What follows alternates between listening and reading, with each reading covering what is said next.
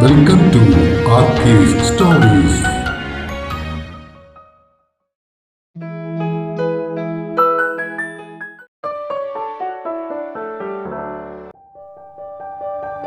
പറയാനിനിയും 36. പരിപാടികളെല്ലാം കഴിഞ്ഞ ശേഷമാണ് വിഭ ഇറങ്ങി വന്നത്. സുദേവ് അവളെയും കാത്ത് ഹാളിന് പുറത്തുള്ള വരാന്തയിൽ നിൽക്കുകയായിരുന്നു. അവിടെ നിന്നാൽ വാർഫിൽ കിടക്കുന്ന ചെറു കപ്പലുകൾ കാണാം. തീരത്തോട് ചേർന്ന് നിരന്നു കിടക്കുന്ന അവയിൽ കത്തുന്ന വെളിച്ചങ്ങളിലേക്കും നോക്കി നിൽക്കുന്നതിനിടയിലാണ് പുറകിൽ നിന്നും വിഭയുടെ വിളി അവൻ കേട്ടത്. മാഷേ! നിറഞ്ഞ ചിരിയോടെ അവന്റെ അടുത്തേക്ക് ഓടിയെന്ന പോലെ ധൃതിയിൽ നടന്നു വന്ന അവൾ സാരിയിൽ തട്ടി വീഴാൻ പോയി. സൂക്ഷിക്ക്! ശാസനയോടെ അവൻ അവളുടെ കയ്യിൽ കയറി പിടിച്ച് വീഴാതെ തടഞ്ഞു. അവന്റെ നേരെ നോക്കി കവിൾ ഒന്ന് വീർപ്പിച്ചിട്ട് അവൾ കുസൃതിയോടെ കണ്ണുകൾ ചിമ്മി. തന്റെ മുന്നിൽ നിന്ന് ചിരിക്കുന്നവളെ ആദ്യമായി കാണും പോലെ സുദേവ് നോക്കി. ശ്രീഹരി മനസ്സിലേക്ക് എറിഞ്ഞിട്ട് പോയ വാക്കുകളായിരുന്നു അവന്റെ ഉള്ളിൽ ആ സമയം തിരയിളക്കിയത്. ഒരു നിമിഷത്തേക്ക് വികൃതി കാട്ടിയ മനസ്സ് വാവയുടെ അമ്മയുടെ സ്ഥാനത്ത് അവളെ ഒന്ന് സങ്കല്പിച്ചു നോക്കി. ആ സമയം അവൾ എന്തോ ചോദിച്ചത് അവൻ കേട്ടുമില്ല. അടുത്ത നിമിഷം അരുതാത്തതെന്തോ ചിന്തിച്ചതുപോലെ അവൻ തല കുടഞ്ഞു. ഹലോ, എവിടെയാ മാഷേ? മുഖത്തിനു നേരെ വിരൽ ഞൊടിക്കുന്നവളുടെ ചോദ്യം അവനെ ഉണർത്തി. എന്താടാ ചോദിച്ചേ? വഴി മാറിയൊഴുകിയ ചിന്തകൾക്ക് കടിഞ്ഞാണിട്ടുകൊണ്ട് അവൻ ചോദിച്ചു. എന്താ ഇത്ര ആലോചിക്കുന്നേന്ന്? എളിക്ക് കൈകുത്തിയിട്ട് അവന്റെ മുഖത്തിനു നേരെ മുഖമുയർത്തി അവൾ ചോദിച്ചു. അവളുടെ പുരികങ്ങൾ കുസൃതിയാൽ ചുളുങ്ങിയിരുന്നു. ഏയ്, ഞാൻ ചുമ്മാ ഓരോ കാര്യങ്ങളൊക്കെ ഇങ്ങനെ ആലോചിച്ചെന്നേ ഉള്ളൂ. അവൻ ചമ്മലോടെ ചിരിച്ചു. മാഷ് പോസ്റ്റായല്ലേ? ഇവിടെ നിന്നിങ്ങനെ കായലിലേക്ക് നോക്കി നിന്നാൽ സമയം പോകുന്നതറിയില്ല. പിന്നെ ഹരി ഇത്രയും നേരം കൂടെ ഉണ്ടായിരുന്നല്ലോ. അവൾ ഇറങ്ങാൻ നേരം പറഞ്ഞിരുന്നു. എന്നാ നമുക്ക് ഇറങ്ങിയാലോ? ഓ യെസ്. ജ്യോതിഷു മഹല്ലിയും ഇനിയും ഇറങ്ങിയിട്ടില്ലല്ലേ? ഏയ്, അവരാ ഫോറിനേഴ്സിന്റെ കൂടെയുണ്ട്. ഇറങ്ങാൻ വൈകുമെന്നാ തോന്നുന്നേ. ശരിയെന്നാ നമുക്ക് പോകാം. ലിഫ്റ്റിന് നേർക്ക് അവനോടൊപ്പം അവളും നടന്നു. റോഡുകൾ പൊതുവെ വിജനമായി കഴിഞ്ഞിരുന്നു. ഇടയ്ക്ക് വേഗത്തിൽ പോകുന്ന ചില വണ്ടികളുടെ ശബ്ദം മാത്രം ആ നിശബ്ദതയെ ഭേദിച്ചുകൊണ്ടിരുന്നു. കാറിനടുത്തെത്തിയ വിഭ കൈകൾ വിടർത്തിപ്പിടിച്ച് അവിടെ നിന്നൊന്ന് വട്ടം കറങ്ങി. ആഹാ, പണ്ട് തൊട്ടേയുള്ള ആഗ്രഹമാ രാത്രി ഇതുപോലൊന്ന് യാത്ര ചെയ്യണമെന്ന്. അതിനെന്താ, വിഭക്കുട്ടി കയറിക്കോ. ആ ആഗ്രഹം നമുക്കിപ്പോ തന്നെ അങ്ങ് തീർത്തു കളയാം. കാറിന്റെ ഡോറുകൾ അൺലോക്ക് ചെയ്തുകൊണ്ട് സുദേവ് പറഞ്ഞു. കോ ഡ്രൈവർ സീറ്റിലേക്ക് അവൾ കയറിയതും സുദേവ് കാറ് പാർക്കിങ്ങിൽ നിന്നും വെളിയിലേക്കെടുത്തു.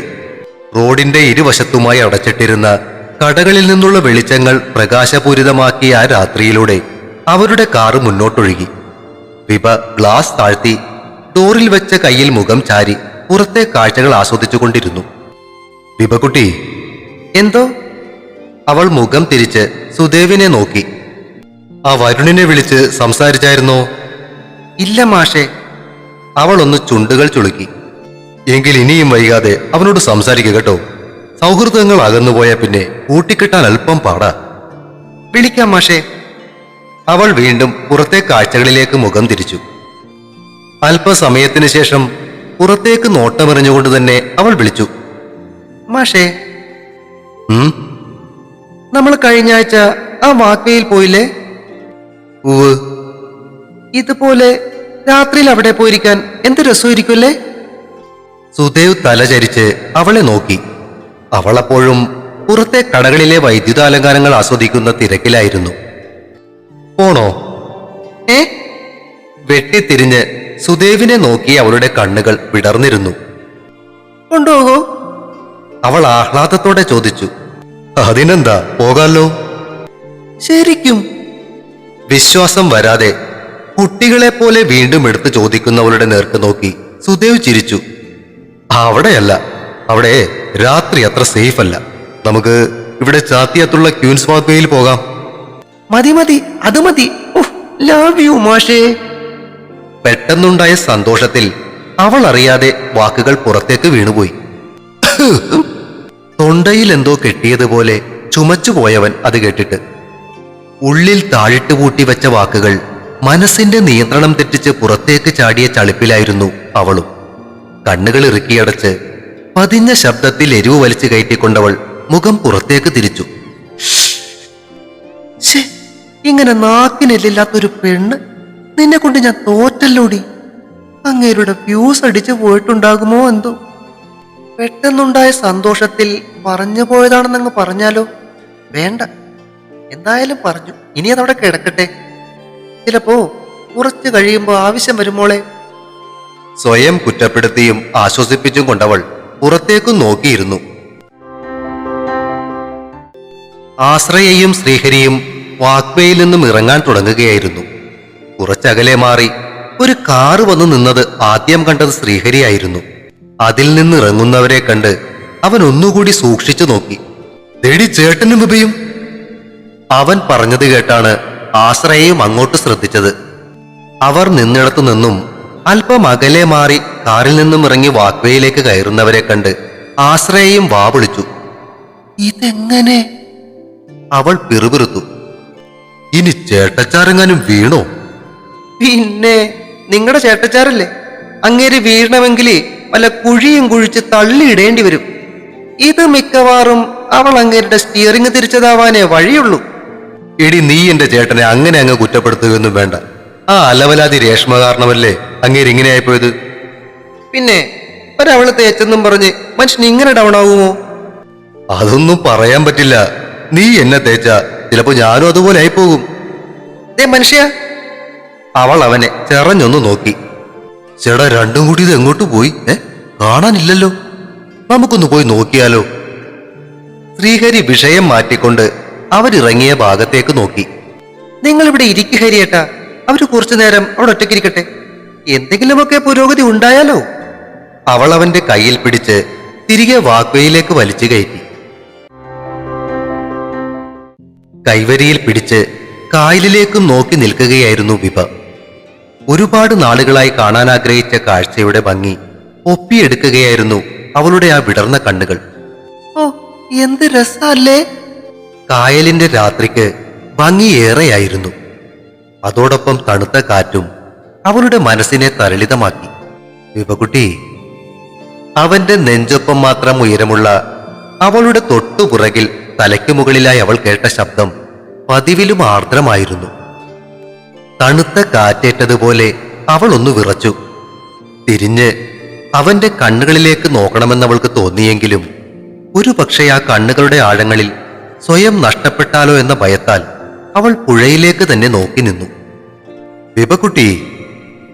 അവളിൽ നിന്നും മറുപടി കിട്ടാതായപ്പോൾ അവൻ ഒരിക്കൽ കൂടിയൊന്ന് നീട്ടി വിളിച്ചു.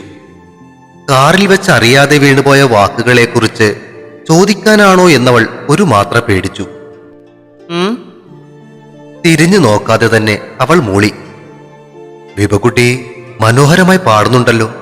പാട്ട് പഠിച്ചിട്ടുണ്ടോ?" അവന്റെ ചോദ്യം കേട്ട് ചിരിയോടെ അവൾ തിരിഞ്ഞു നിന്നു.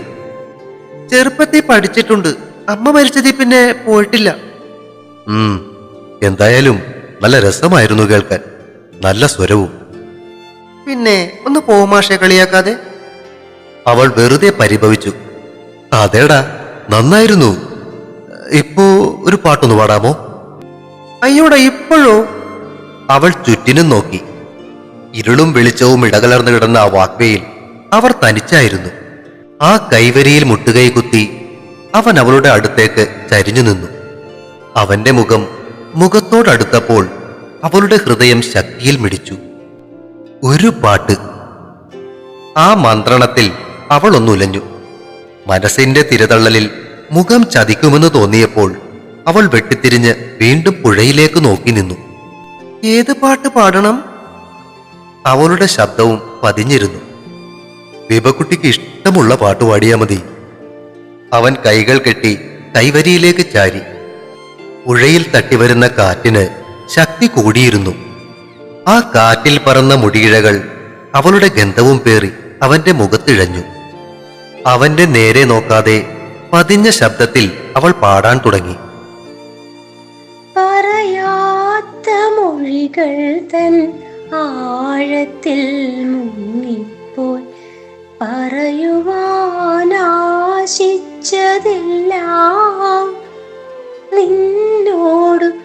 പറയുവാനാശിച്ചതെല്ലാം.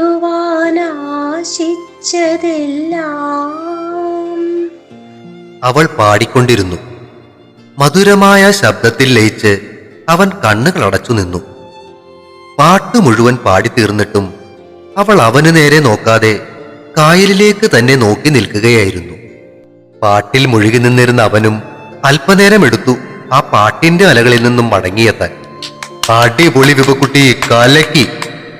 കൈയടിച്ചുകൊണ്ടുള്ള അഭിനന്ദനം കേട്ട് അവൾ മുഖം തിരിച്ച് അവനെ നോക്കി. ശക്തമായ കാറ്റിൽ അവളുടെ മുടിയൊന്നാകെ പറന്ന് അവന്റെ മുഖം പൊതിഞ്ഞു. കൈകൊണ്ട് ഒതുക്കി മാറ്റിയ മുടിയിഴകളിലൂടെ അവൻ നോക്കിയപ്പോൾ അവളുടെ കണ്ണുകൾക്ക് ആ കായലിനേക്കാൾ ആഴമുണ്ടായിരുന്നു.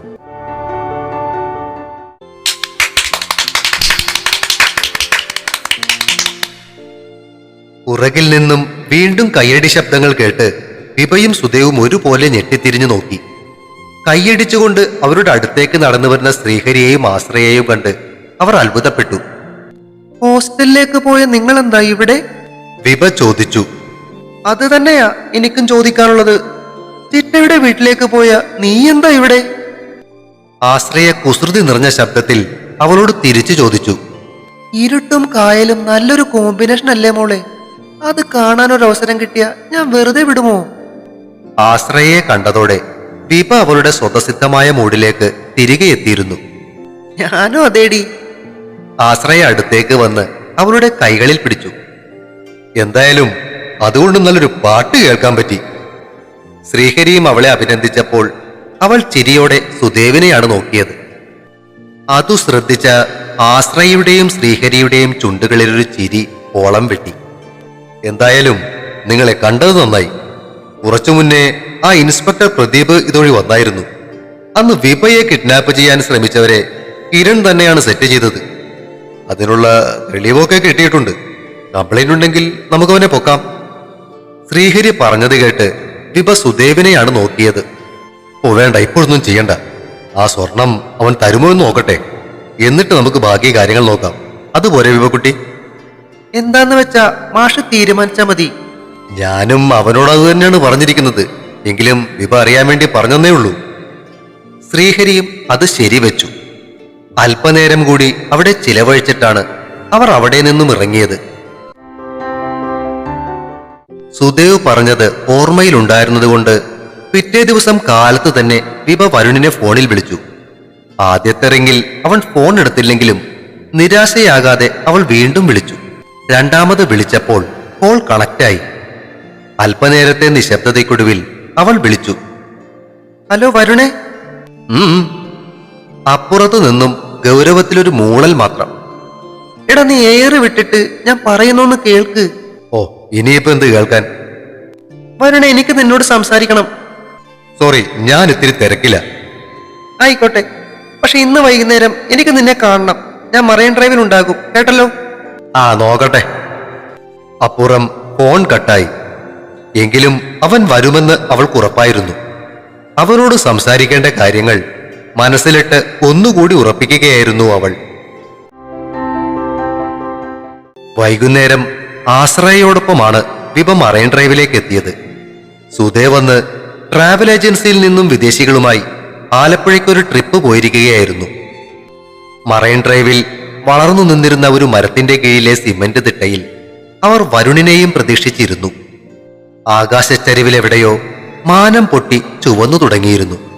ഞായറാഴ്ച വൈകുന്നേരമായതിനാൽ മറൈൻ ഡ്രൈവിൽ നിറയെ ആളുകളുണ്ടായിരുന്നു.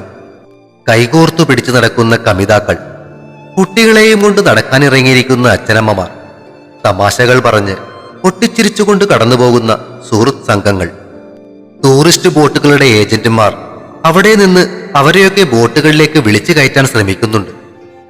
അല്പനേരത്തെ കാത്തിരിപ്പിനൊടുവിൽ വരുൺ അവർക്കടുത്തേക്ക് വരുന്നത് കണ്ടതും ആശ്രയെ എഴുന്നേറ്റു. നിങ്ങളെന്നാ സംസാരിക്കേ, ഞാനൊന്ന് നടന്നിട്ട് വരാം. അടുത്തേക്ക് വന്ന അവനെ നോക്കി ഒന്ന് ചിരിച്ചിട്ട് ആശ്രയ അവിടെ നിന്നും നടന്നു നീങ്ങി. വന്ന പാടെ വരുൺ അവൾക്കു മുന്നിലേക്കിരുന്നു. അവന്റെ മുഖത്ത് ഗൗരവം നിറഞ്ഞിരുന്നു. എന്താ പറയാനുള്ളത്? എനിക്ക് തീരെ സമയമില്ല കേട്ടോ. അവൻ വാച്ചിലേക്ക് നോക്കി ധൃതി പിടിച്ചു. ഓ സമ്മതിച്ചു, ആദ്യം നീ എന്റെ മുഖത്തേക്കൊന്ന് നോക്ക്. അവൾ പറഞ്ഞത് കേട്ട് അവൻ മുഖം തിരിച്ച് അവളെ നോക്കി. കുറുമ്പു നിറഞ്ഞ അവന്റെ മുഖം കനത്തിരുന്നു. വരുണേ, എനിക്ക് നിന്നെ എന്റെ ആ പഴയ സുഹൃത്തായിട്ട് എന്നും വേണം. അതുകൊണ്ടാണ് കാണണമെന്ന് പറഞ്ഞത്. ചിറ്റയുടെ വീട്ടിൽ വെച്ച് നിന്റെ അച്ഛൻ പറഞ്ഞതൊക്കെ നീയും കേട്ടതല്ലേ? അതങ്ങനെ വരൂ എന്ന് അറിയാമായിരുന്നത് കൊണ്ട് തന്നെയാ കല്യാണാലോചനമായി വരണ്ടെന്ന് നിന്നോട് ഞാൻ പറഞ്ഞത്. അതിന് നീ എന്റെ അച്ഛന്റെ അഭിപ്രായം നോക്കുന്നതിനാ? എന്റെ കൂടെ അല്ലേ ജീവിക്കേണ്ടത്? അപ്പോ എന്റെ അഭിപ്രായം മാത്രം നോക്കിയാ പോരെ? അവൻ വീണ്ടും തർക്കിച്ചുകൊണ്ടിരുന്നു. ഇതൊക്കെ പറയാൻ എളുപ്പമാ വരുണേ, പക്ഷെ മുന്നോട്ടുള്ള ജീവിതത്തിൽ നിന്റെ അച്ഛന്റെ സാന്നിധ്യം ഒഴിവാക്കാൻ നിനക്ക് സാധിക്കുമോ? അദ്ദേഹത്തെ കാണുമ്പോഴൊക്കെ അദ്ദേഹത്തിന്റെ മനസ്സിൽ എന്നെ കുറിച്ചുള്ള ചിന്തകൾ എന്തായിരിക്കുമെന്ന് അറിയാവുന്നത് കൊണ്ട് അതെന്നെ എന്നും വേട്ടയാടുകയുള്ളൂ. നിന്നെ പോലെ ജീവിതം തുടങ്ങുന്ന ഒരവസ്ഥയിലായിരുന്നു ഞാനും നിന്നിരുന്നെങ്കിൽ ഒരു പക്ഷേ നിന്റെ ആ പ്രപ്പോസൽ ഞാൻ സ്വീകരിച്ചേനെ. പക്ഷെ വയ്യ വരുണേ, ഒരുപാട് അനുഭവിച്ചു കഴിഞ്ഞു.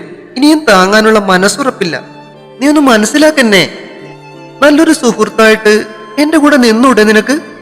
അവൻ മുഖം തിരിച്ച് അവളെ നോക്കി. അവളുടെ വേദന കണ്ട് അവനുമുള്ളിൽ വിഷമം തോന്നി. ഒരു സുഹൃത്ത് എന്നതിനപ്പുറം മറ്റൊരർത്ഥത്തിൽ നിന്നെ കാണാൻ സാധിക്കാത്തതിന് വേറൊരു കാരണം കൂടിയുണ്ട് വരുൺ. അവൻ ചോദ്യഭാവത്തിൽ അവളെ നോക്കി. എനിക്കൊരാളെ ഇഷ്ടമാണ്.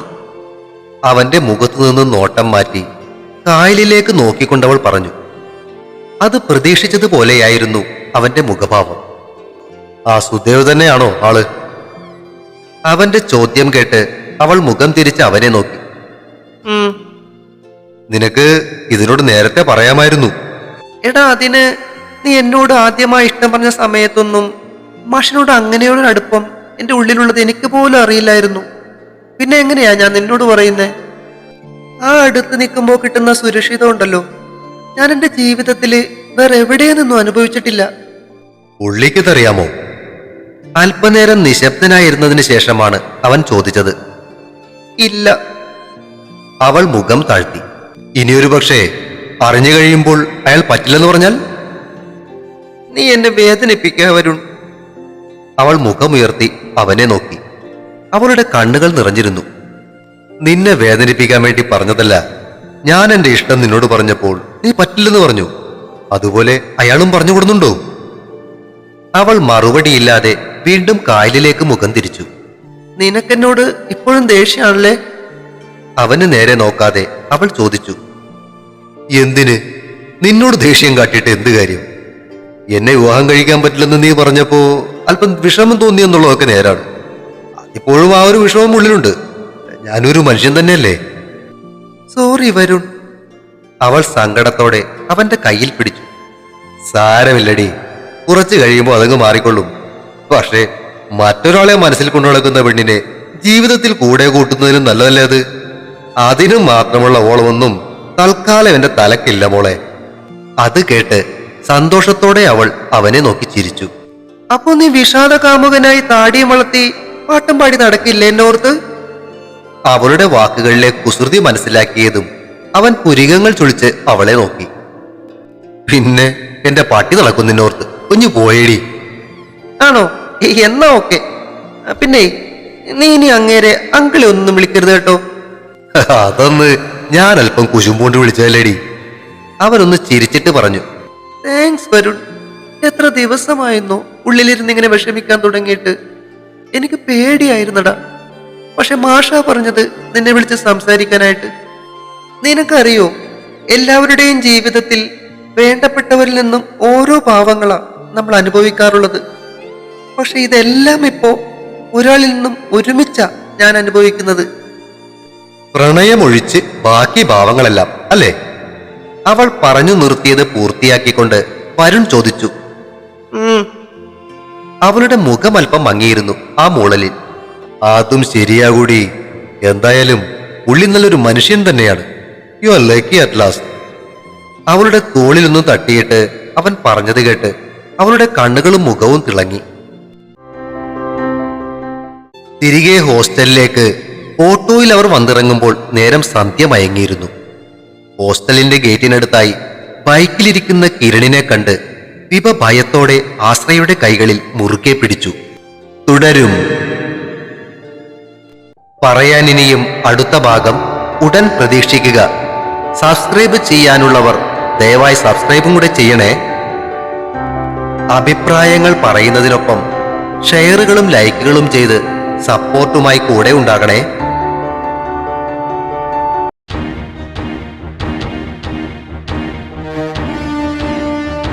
See you soon.